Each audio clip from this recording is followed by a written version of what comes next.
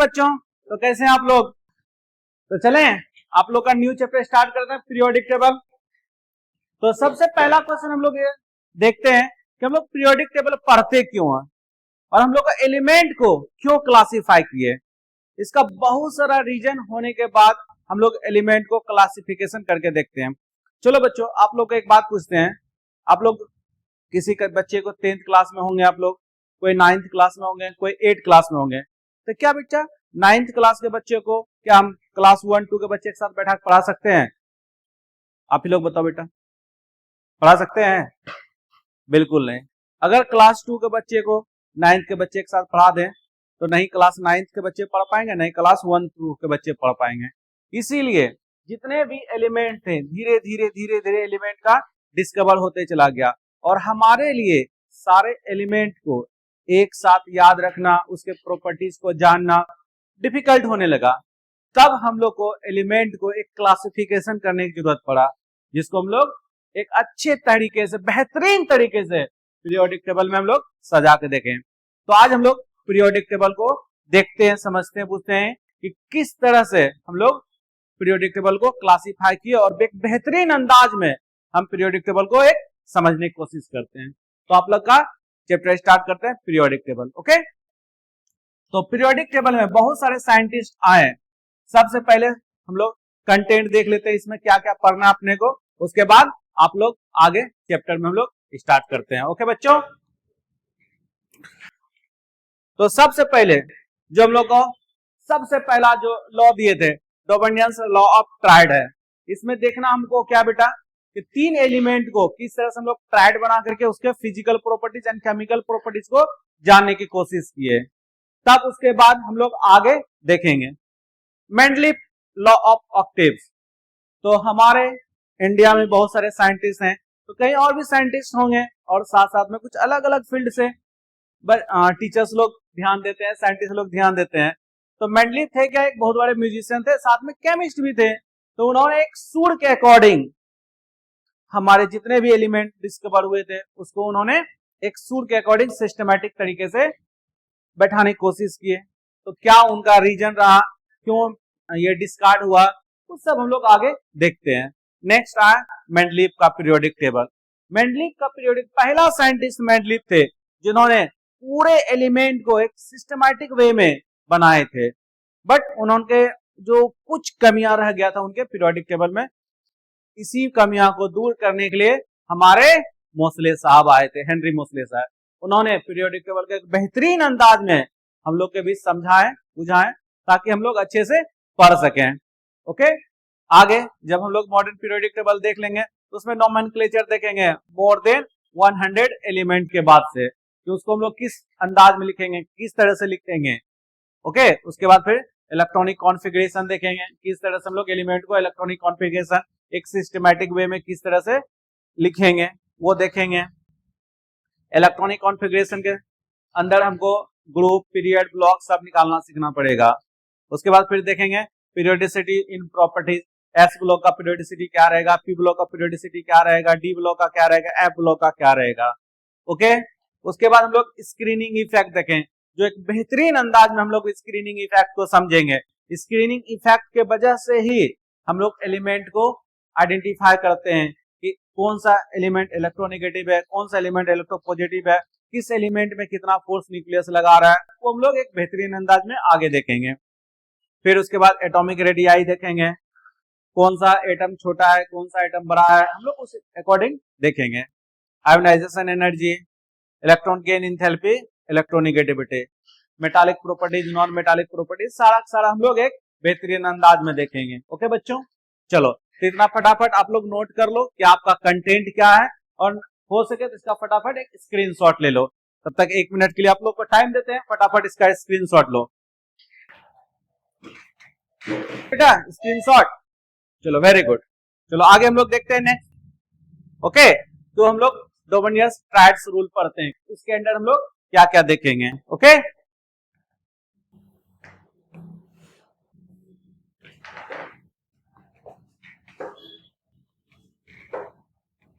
डोबेनियस triads क्या है वो हम लोग देखते हैं।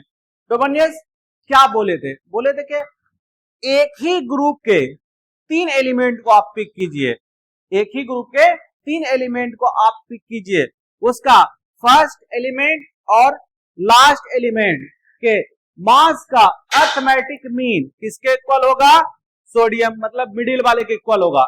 हम लोग देखते हैं क्या कहता है, according to Dobereiner's when element are same properties are kept in, जिस एलिमेंट का सेम प्रॉपर्टीज हो, दैट मीन्स एक ग्रुप के एलिमेंट का प्रॉपर्टी सेम रहता है, तो एक ही ग्रुप के एलिमेंट को लेते हैं, इंक्रीजिंग ऑर्डर में उसको रखते हैं। किस ऑर्डर में रखते हैं, हमेशा याद रखना बच्चों, इंक्रीजिंग ऑर्डर में लिखते हैं।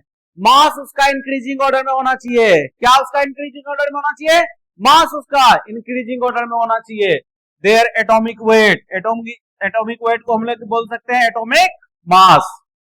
Okay, the atomic weight of middle वाले का element is equal to the means atomic weight of the remaining 2 element such as group of element is called Dobereiner triads. तो इसका कहने का मतलब है कोई भी एक ग्रुप के 3 एलिमेंट को लीजिए, मान लो कि यहाँ पे एक 3 एलिमेंट आपका लिए, ठीक है, ए बी सी, इसका मास, ए का मास है AM, बी का मास MB और सी का मास MC। ओके, तो कहना उनका क्या हुआ, इस तीनों को इंक्रीजिंग ऑर्डर में हम सजा लिए, ठीक है, तो उनके कहने का मतलब हुआ mass of A plus mass of C का मीन किसके इक्वल होगा, मास ऑफ B के। तो ये उन्होंने एक बेहतरीन अंदाज में ये सारे एलिमेंट को सिस्टमैटिक वे में बैठाए। तो हम लोग उसको एग्जाम्पल के तौर पे देखते हैं, क्या सच में ये रूल फॉलो होता है या नहीं होता है। चलो एक ये ग्रुप को हम लोग उठाते हैं, lithium, sodium and potassium. Lithium का मास बच्चों 9, पोटेशियम का 39, सोडियम का 23। हम लोग इसको चेक करते हैं क्या ये मास फॉलो कर रहा है या नहीं कर रहा है। अगर नहीं कर रहा है तो उसके आगे हम लोग देखेंगे, कर रहा है देखते हैं क्या होता है, क्यों ये रूल फेल हो गया, क्यों इस रूल को फेल करने का रीजन क्या था नहीं था, वो लोग सब आगे देखते हैं। तो पहले इसको हम लोग देखते हैं कि फॉलो करता है ये रूल या नहीं करता है। 9 + 39 / 2 किसके इक्वल होना चाहिए, 23 के इक्वल होना चाहिए। और एक इंपॉर्टेंट बात है, सारा का सारा मास देखो इंक्रीजिंग ऑर्डर में है, दिख रहा है, सारा का सारा मास इंक्रीजिंग ऑर्डर में है। एक बेहतरीन अंदाज में आप लोग सीखने के लिए हमारे चैनल को सब्सक्राइब कर दीजिए। ओके, तो मास देखो पहला 9 है, फिर 23 है और 39 है, तो ये इंक्रीजिंग ऑर्डर में है। ओके, तो अभी हम लोग क्या करते हैं, इस मास का और इस मास का सम का मीन किसके इक्वल होगा, मेटल वाले का। यही डोबर्नियर्स रूल बोलता है। क्या बोलता है बच्चों, डोबर्नियर्स रूल बताएं, फर्स्ट वाले एंड लास्ट वाले के मास का मीन किसके इक्वल होगा, मिडिल वाले का। ओके, और मिडिल वाला के इक्वल होने का इसका क्या कहने का मतलब है, अगर इक्वल है तो उसका प्रॉपर्टीज भी सेम है। ओके, अगर मास उसका इक्वल, अगर इस रूल को ट्रायड रूल को फॉलो कर रहा है, दैट मीन्स उसका प्रॉपर्टीज सिमिलर है, यही उनका कहना था। तो ये फॉलो कर दिया, दैट मीन्स इसका प्रॉपर्टीज सिमिलर है। और हम लोग बेहतरीन अंदाज में एक दो और एग्जांपल लेके देखते हैं। ओके, चलो पहले बेटा इतना उतार लो, फिर आगे बेरिलियम का देखते हैं, क्लोरीन का देखते हैं। ओके, और ये क्यों रूल डिस्कार्ड कर दिया गया वो हम लोग एक बेहतरीन अंदाज में समझते हैं। बेटा आप इसका स्क्रीनशॉट ले लो या तो फिर फटाफट 1 मिनट का टाइम देते हैं, उतार लो। तो बच्चों आप लोगों ने इसका स्क्रीनशॉट ले लिया होगा। चलो एक बेहतरीन अंदाज में आगे इस टॉपिक को हम लोग देखते हैं, क्या ये रूल फॉलो करता है इसके लिए या नहीं करता है, वो हम लोग आगे चेक करते हैं। चलो ये बेरिलियम को हम लोग लेके देखते हैं, बेरिलियम, मैग्नीशियम एंड कैल्शियम का। बच्चों आप लोग बताओ बेरिलियम का मास कितना होता है, आगे हम लोग देखते हैं। बेरिलियम का मास 9, मैग्नीशियम का 24, कैल्शियम का 40।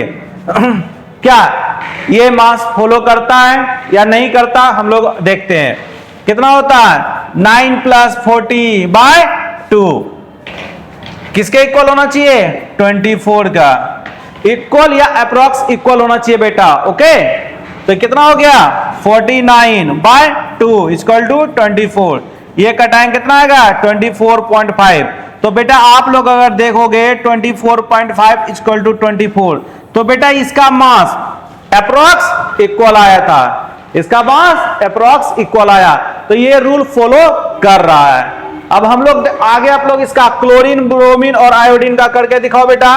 क्लोरीन का मास कितना होगा 35.5, कितना होगा बेटा 35.5, कितना होगा बेटा 35.5, ब्रोमीन का 80, आयोडीन का 127। आप लोग फटाफट करके वीडियो को कमेंट में बोलना बेटा किसका मास कितना होगा, क्या ये रूल फॉलो कर रहा है या नहीं कर रहा है। ओके, ये आप लोग ले बेटा होमवर्क है, आप लोग ये करके दिखाओगे। ओके, चलो डोबेनियस बेटा डिस्कार्ड क्यों हुआ, क्यों इस रूल को हम लोग फॉलो नहीं किए, उसका हम लोग बेहतरीन अंदाज में आगे के पढ़ते हैं। क्या है बेटा ड्रॉबैक ऑफ डोबेनियस ट्रायड, ये क्यों ड्रॉबैक हुआ, इसका रीजन क्या था ड्रॉबैक होने का। इसका सबसे बड़ा रीजन था ये कुछ ही एलिमेंट को, ज्यादा नहीं, इसका 5 ट्रायड बना था, ओनली 5 ट्रायड बना था। बस इस ट्रायड्स को बना करके 5 ट्रायड को बना करके उसके बाद आगे का ट्रायड्स का सारा फेल हो गया था, इसलिए इस रूल को हम लोग क्या कर दिया डिस्कार्ड कर दिए थे। देखो Dobereiner could arrange only few element, कुछ ही एलिमेंट को इन्होंने कर पाया, बाकी सारा का सारा एलिमेंट जो नया एलिमेंट खोज होते जा रहा था उसको ये कर नहीं पाए थे। कुछ एलिमेंट आपको हम बताते हैं जिसका प्रॉपर्टी सेम था बट वो रूल को फॉलो नहीं कर पाया। हम लोग देखते हैं कौन कौन सा वो एलिमेंट है। कुछ एलिमेंट है जिसका एलिमेंट का प्रॉपर्टीज एटॉमिक इंक्रीजिंग एटॉमिक मास में किए थे फिर भी वो फुलफिल नहीं हुआ। क्यों नहीं हुआ, क्योंकि ये रूल सही तरीके से सब एलिमेंट के लिए एलिजिबल नहीं था। हम लोग देखते हैं एक एलिमेंट जिसका रूल फॉलो नहीं होता, फ्लोरीन, क्लोरीन एंड ब्रोमीन का लेते हैं बेटा। फ्लोरीन का मास बता बेटा 19, कितना होता है 19, ब्रोमीन का 80, क्लोरीन का 35.5। अब इस दोनों का आप लोग सम करो, क्या इसका मास का मीन्स इसके इक्वल आता है 19 + 80/2, कितना हो गया 99/2। इसको कटाएंगे कितना आएगा बच्चों 49.5। क्या ये रूल फॉलो कर रहा है, इसका क्लोरीन का मास कितना है बच्चों 35.5 एंड आया कितना इस दोनों के मास का मीन्स 49.5। तो क्या आप लोग बताओ बेटा कमेंट में बताओ ये रूल फॉलो हुआ या नहीं हुआ। बेटा बिल्कुल नहीं हुआ, क्योंकि दोनों का मास इक्वल या अप्रॉक्स इक्वल आना चाहिए था, बट ये कितना डिफरेंट है, बहुत डिफरेंट है, बहुत ज्यादा डिफरेंट है। तो ये उस एलिमेंट के लिए भी उस ट्रायड्स के लिए भी फॉलो नहीं किया जिसका प्रॉपर्टी सेम था, फिर भी वो फॉलो अप नहीं हुआ, इसलिए इस रूल को क्या कर दिया गया डिस्कार्ड कर दिया। बेटा आप लोग को देखो 3 एलिमेंट दिया आयरन, कोबाल्ट, निकेल, ठीक है। इस एलिमेंट का मास 56, 59 और 59 है, ओके। और इस तीनों एलिमेंट का प्रॉपर्टीज मैच नहीं कर रहा है, लेकिन फिर भी ये अप्रॉक्स इक्वल है, फिर भी ये अप्रॉक्स इक्वल है, फिर भी ये अप्रॉक्स इक्वल होने के कारण ये एलिमेंट फॉलो अप नहीं कर रहा था, इसलिए इसको भी डिस्कार्ड कर दिया गया। इसको देख लो रुथेनियम, रूथेनियम एंड प्लेडियम, बेटा ये इसका प्रॉपर्टी सेम है, प्रॉपर्टी सेम है, बट इंक्रीज इसका मास फॉलो अप नहीं कर रहा है, ठीक है। तो देखते हैं अब आगे कि क्यों नहीं कर रहा है, उसको हम लोग आगे देखेंगे, ठीक है। इसीलिए डोबेनियस का ये ड्रॉबैक हुआ, इस पीरियोडिक टेबल के लॉ को हम लोग डिस्कार्ड कर दिए। अब न्यू साइंटिस्ट आए, न्यूलैंड साहब, कौन साहब बच्चों? न्यूलैंड साहब। न्यूलैंड साहब ने इस ट्राइड्स रूल को बहुत अच्छे से समझा है, बट उनका भी कुछ डिफेक्ट था, डिमेरिट था, जिनके वजह से ये क्या न्यूलैंड का भी डिस्कार्ड कर दिया गया। क्या डिस्कार्ड हुआ नहीं हुआ उसको हम लोग आगे देखते हैं। ओके,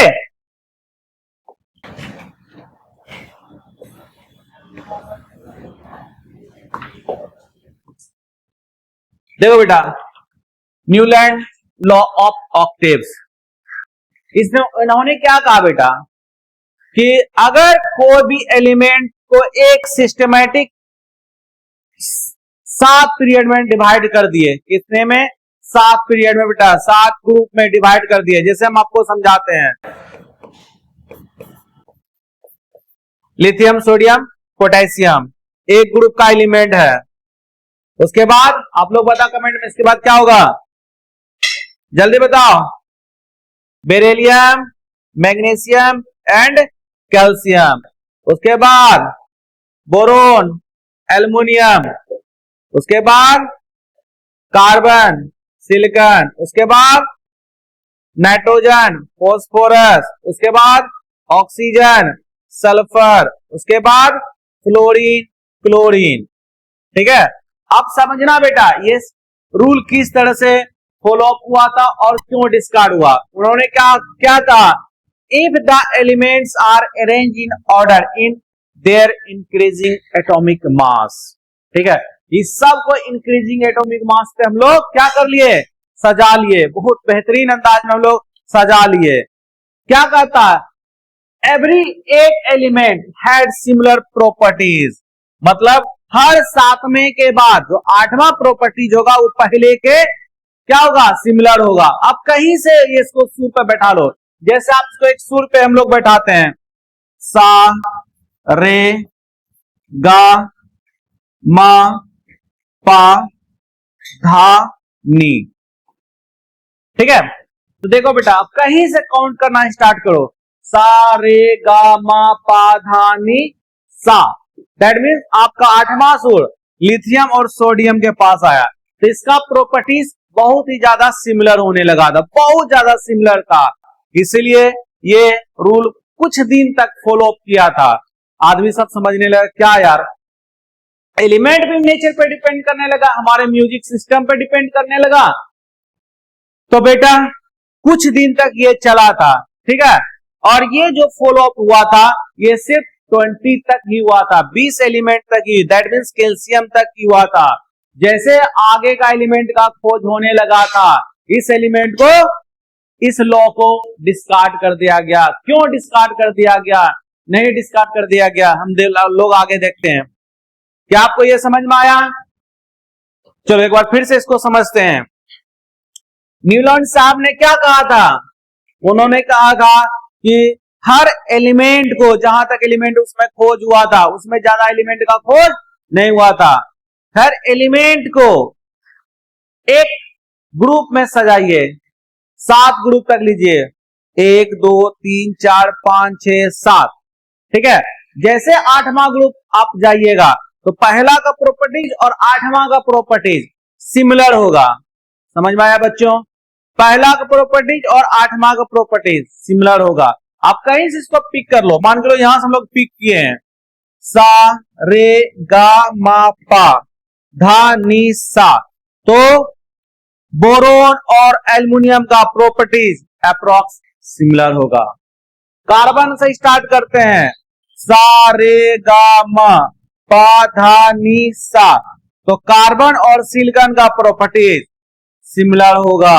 हर 7वें एलिमेंट के बाद 8वां एलिमेंट जो आएगा वो पहला एलिमेंट का प्रॉपर्टीज फॉलो करेगा। बस यही न्यूलैंड साहब बोले थे। ये रूल चला, बहुत अच्छे से चला बच्चों, बट कब तक चला? जब तक इनर्ट गैस का खोज नहीं हो गया। जैसे इनर्ट गैस का खोज हुआ, ये सारा का सारा रूल डिस्कार्ड हो गया। तो आगे हम लोग बहुत ही बेहतरीन अंदाज से देखते हैं कि किस तरह से ये रूल को आगे डिस्कार्ड क्यों किया गया, हम लोग आगे देखते हैं। चलो फटाफट बेटा इसका स्क्रीनशॉट ले लो, या तो फटाफट 1 मिनट का टाइम दिया, इसको उतार लो। तब बच्चों आई होप आप इसको नोट कर लिए होंगे, ठीक है। चलो तो आगे चलते हैं। क्यों बच्चों, वीडियो देखने में मजा आ रहा है? हाँ बेटा, घर में बैठ के पढ़ो, ठीक है बेटा। पढ़ाई आपका सब चीज रहेगा, पढ़ाई साथ जाता है बेटा। आराम से घर पे बैठो, वीडियो को देखो और अच्छे से बेटा बोर्ड एग्जाम का प्रिपरेशन करो। ओके चलो तो आगे हम इस चैप्टर को पीडीएफ को आगे बढ़ते हैं। ओके इसका क्या ड्रॉबैक था वो हम लोग आगे देखते हैं। ओके बेटा चलो, ड्रॉबैक ऑफ न्यूलैंड मॉडल। तो बेटा अच्छे समझो कि इसको क्यों डिस्कार्ड कर दिया गया, इसका रीजन क्या कहता है, ये क्लासीफाई क्या, ये कहां तक बेस्ट अप्लाई हुआ, अप टू कैल्शियम तक। अगर आपको क्वेश्चंस दे दिया जाए बोर्ड एग्जाम में कि Newland model apply applicable up to कहां तक बेटा, तो अप टू कैल्शियम तक। कैल्शियम तक ही ये न्यूलैंड मॉडल क्या हुआ, एप्लीकेबल हुआ। उसके बाद बेटा ये मॉडल डिस्कार्ड कर दिया गया। ओके दूसरा reason, this classification work quite well for lighter element but it fail in case of heavier element. मैंने अभी आपको बताया बेटा ये सिर्फ लाइटर एलिमेंट कैल्शियम तक ही एप्लीकेबल है। जैसे जैसे एटॉमिक रेडियाई बढ़ते गया, न्यूक्लियर चार्ज बढ़ते गया, क्या होता है एटॉमिक रेडियाई, क्या होता है न्यूक्लियर चार्ज, हम लोग आगे क्लास में देखेंगे। लेकिन जैसे जैसे न्यूक्लियर चार्ज बेटा इंक्रीज हुआ, ये मॉडल धीरे धीरे धीरे धीरे धीरे धीरे डिस्कार्ड हो गया। लेकिन सबसे फेल्योर तब आया जब किसका खोज हो गया बेटा, इनर्ट गैस का। किसका, इनर्ट गैस का। After the discovery of inert gas law was drop out. जैसे ही इनर्ट गैस का खोज हुआ ये लॉ क्या हो गया, डिस्कार्ड कर दिया। क्यों हुआ हम लोग आगे देखते हैं, देखो कैसे डिस्कार्ड हुआ, हम लोग आगे देखे थे ना।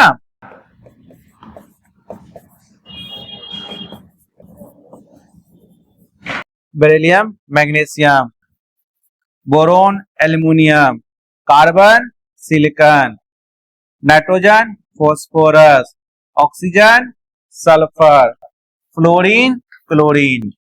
लेकिन अब क्या हुआ खोज बेटा, इनर्ट गैस का, नियोन, आर्गन, हीलियम। अब देखो हम लोग उसी सुर पे आते हैं, सा रे गा मा पा धा नी। इस पे आए बेटा,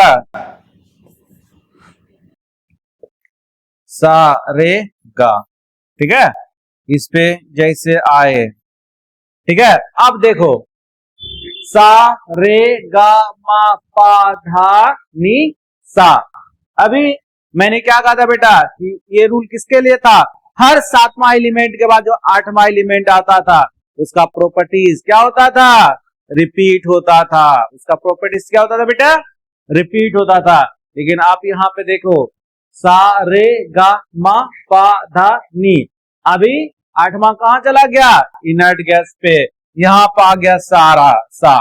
अब क्या आप लोग बताओ बेटा, इनर्ट गैस और ये reactive gas, sorry reactive metal, क्या कभी एक दूसरे का प्रॉपर्टीज रिसेंबल हो सकता है, एक हो सकता है, कभी नहीं बेटा।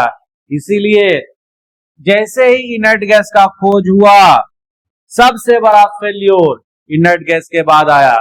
इनर्ट गैस जैसे डिस्कवरी हुआ इनर्ट गैस का, ये रूल ये लॉ धीरे धीरे फेल हो गया। ओके चलो अब आगे कौन साइंटिस्ट आए, मेंडलीफ। मेंडलीफ ने बेटा पीरियोडिक टेबल को बहुत ही बेहतरीन अंदाज में समझा है। और मेरे हिसाब से मोसले का जो पीरियोडिक टेबल पढ़ते हैं ये मेंडलीफ के पीरियोडिक टेबल से ही लिया गया है। सिर्फ मेंडलीफ के पीरियोडिक टेबल को क्या कर दिया बेटा, एक इलास्टिक की तरह खींच के बड़ा कर दिया गया। ओके तो एक बेहतरीन अंदाज में लोग मेंडलीफ का पीरियोडिक टेबल पढ़ते हैं। ओके चलो तो आगे देखते हैं हम लोग बेटा।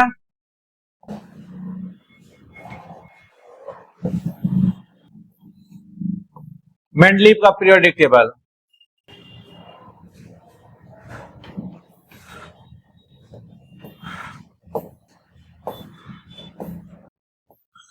ठीक है, चलो मेंडलीव का पीरियोडिक टेबल हम लोग देखते हैं।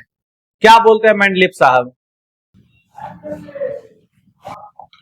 मेंडलीव साहब बोलते हैं कि physical properties and chemical properties of element are the periodic function of their atomic mass. Mendeleev साहब बेचारा यहीं पे आके फंस गए। एटॉमिक मास के जगह पर सिर्फ वो एटॉमिक नंबर बोल देते तो ये पीरियोडिक टेबल हद तक सही हो जाता, बट उन्होंने मास पे सारे जितना भी नॉन एलिमेंट था सबको उन्होंने क्या किया, एक अच्छे से पीरियोडिक फंक्शन के अकॉर्डिंग सबको क्लासिफाई किए। ठीक है, बट जितने भी पीरियोडिक टेबल अभी तक में हम लोग देखे थे, चाहे डोबनियर्स का देखे थे, चाहे न्यूलैंड का देखे, चाहे हम लोग किसका देखे, मेंडलीव का देखे, सब किस पे बेस्ड था बेटा? सब एटॉमिक मास पे बेस्ड था। यही थोड़ा थोड़ा थोड़ा थोड़ा पीरियोडिक टेबल में दिक्कतें आ गई। अगर पीरियोडिक टेबल एटॉमिक नंबर पे रहता तो ठीक रहता। ओके, बट देखते हैं किस बेहतरीन अंदाज में आगे मोसले साहब ने पीरियोडिक टेबल को अच्छे से किया। ठीक है, तो आगे हम लोग देखते हैं।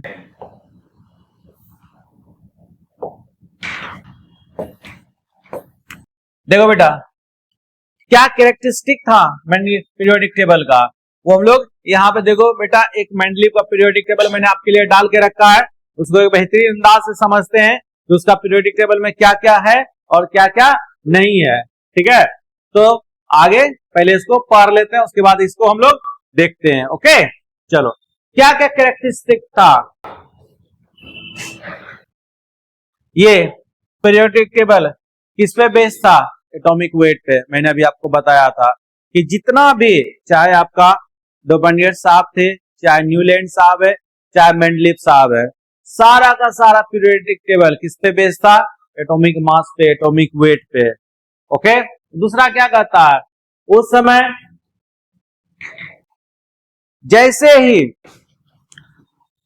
एलिमेंट का खोज बढ़ते गया, जिस समय मेंडलीव अपना पीरियोडिक टेबल दी है उसमें कितने एलिमेंट का खोज हुआ था बेटा?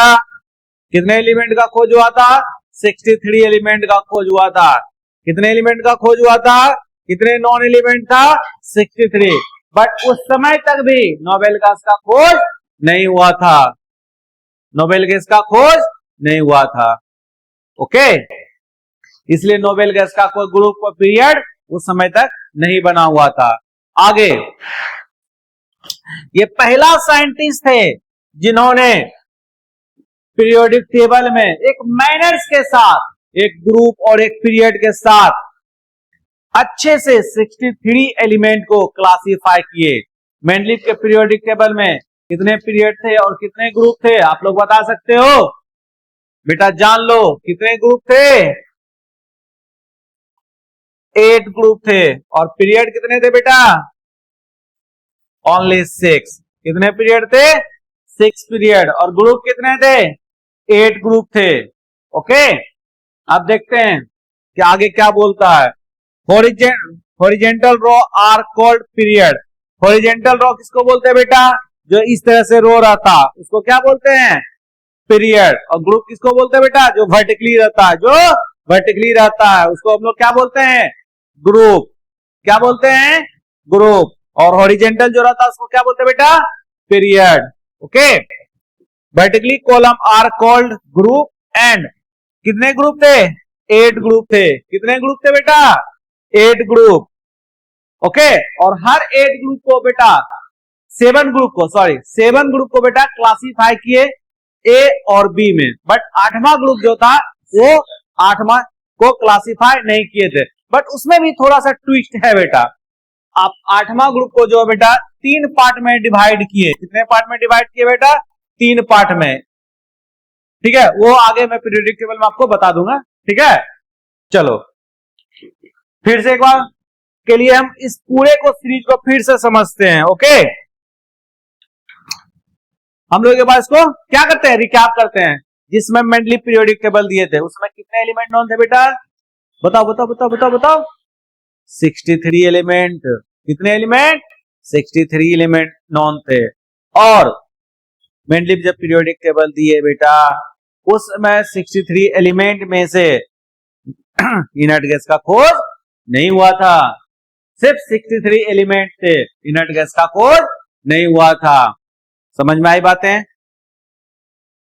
ये जो पीरियोडिक टेबल दिया किस पे बेस्ड था, एटॉमिक मास पे बेस्ड था। किस पे बेस्ड था बच्चों, एटॉमिक मास पे बेस्ड था। दूसरा, कितने ग्रुप और कितने पीरियड थे बेटा, बोलो बोलो बोलो बोलो, कितने ग्रुप कितने पीरियड थे, 8 ग्रुप एंड 7 पीरियड। कितने ग्रुप कितने पीरियड बच्चों, 8 ग्रुप एंड 7 पीरियड। देखो 8 ग्रुप एंड 7 पीरियड। मेंडलीव ही पहला साइंटिस्ट थे जिन्होंने पीरियोडिक टेबल को बहुत ही बेहतरीन अंदाज में अच्छे से सिस्टमैटिक क्लासिफाई किए। ठीक है, चलो। और जो 7 ग्रुप थे उन्होंने उनको ए एंड बी सब ग्रुप में क्लासिफाई किए। ओके, और कुछ एलिमेंट ऐसे थे जिन्होंने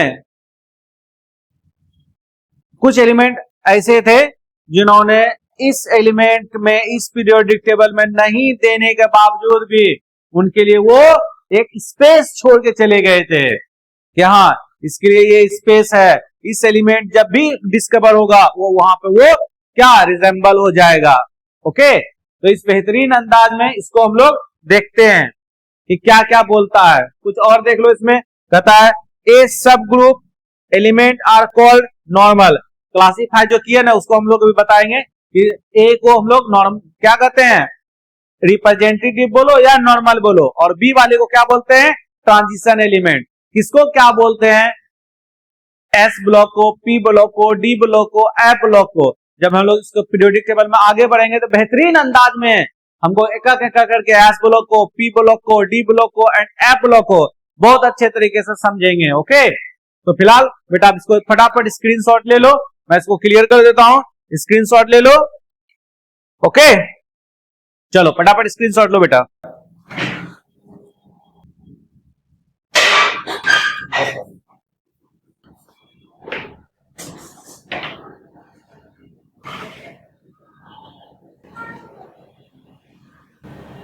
चलो आप लोग बैठ उठ गए होंगे, रिकैप एक बार कर लेते हैं। ओके, तो मेंडलीव का पीरियोडिक टेबल किस पे बेस्ड था बेटा, बोलो बोलो बोलो बोलो जल्दी बोलो, एटॉमिक वेट पे। किस पे था, एटॉमिक वेट पे। मेंडलीव मेंडलीव जो पीरियोडिक टेबल दिए बेटा उसमें कितने नॉन एलिमेंट था, 63। मेंडलीव के पीरियोडिक टेबल में बेटा कितने ग्रुप और कितने पीरियड थे, बोलो बेटा जल्दी जल्दी, 8 ग्रुप एंड 6 पीरियड। कितने, 8 ग्रुप एंड 6 पीरियड। ओके, तो बेटा उसमें से जो 7 ग्रुप थे उसको सब ग्रुप में डिवाइड किया, ए एंड बी सब ग्रुप। किसमें बेटा, ए एंड बी सब ग्रुप। लेकिन 8वां को बेटा छोड़े नहीं, 8वां को बेटा 3 ग्रुप में क्लासिफाई किए। उसमें क्या क्या रहा आपको हम बताते हैं आगे। ओके, चलो कोई डाउट इतने में बेटा। और मेंडलीव भी पहला साइंटिस्ट थे जिन्होंने पीरियोडिक टेबल को एक सिस्टमैटिक वे में एक बहुत ही बेहतरीन अंदाज से क्लासिफाई किए। ओके, तो आगे देखते हैं बेटा इसके बाद क्या क्या है, आपको वो पीरियोडिक टेबल दिखाते हैं, मेंडलीव का दिया हुआ पीरियोडिक टेबल बेटा उसके आगे।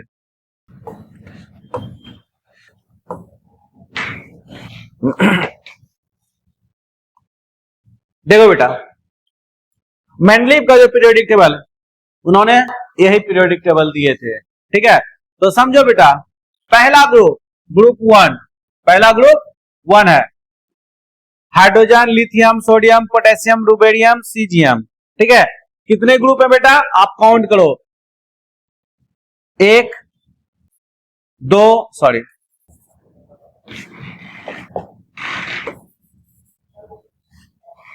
कितने ग्रुप बेटा, 1 2 3 4 5 6 7।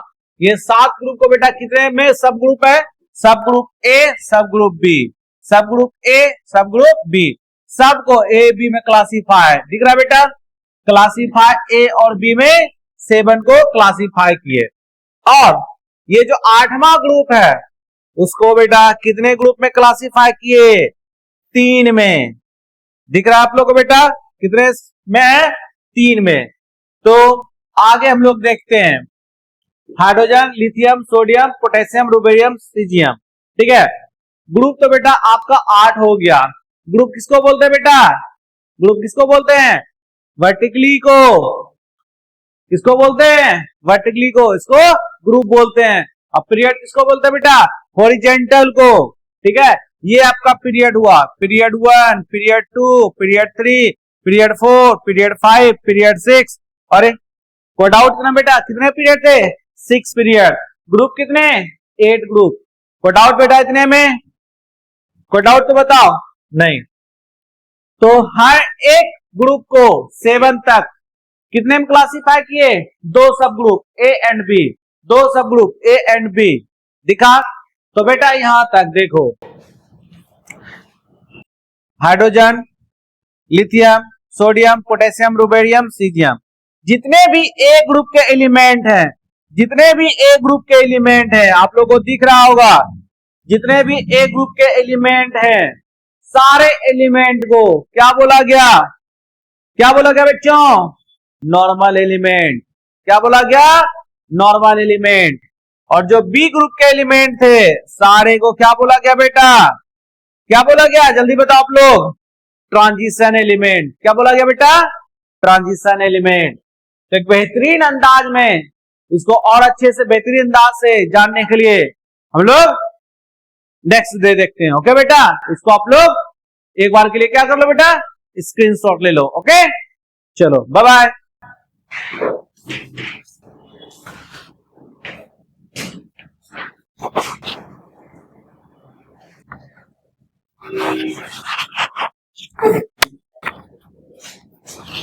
आराम।